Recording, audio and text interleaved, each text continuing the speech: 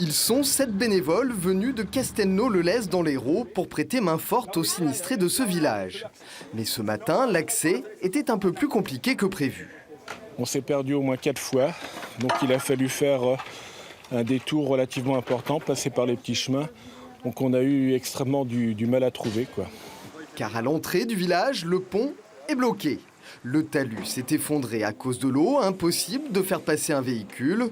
Du coup, les villageois ont dû apprendre à se débrouiller sans leur voiture pour accéder au centre. On laisse notre voiture en dehors du pont et puis on passe à pied. Mais c'est pas grave, ça fait 1 kilomètre. Si tu peux marcher, c'est bon pour la santé.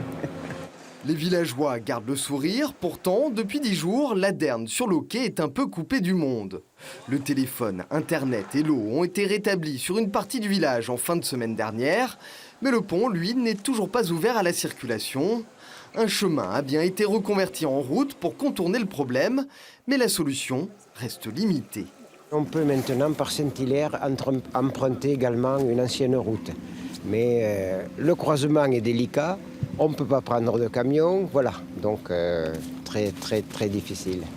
Et au moins un autre pont du village a lui aussi subi de gros dégâts. Des spécialistes sont venus l'expertiser aujourd'hui. L'ouvrage est communal, mais la Derne sur l'Auquet investit moins de 60 000 € chaque année et aura donc du mal à payer pour ses réparations.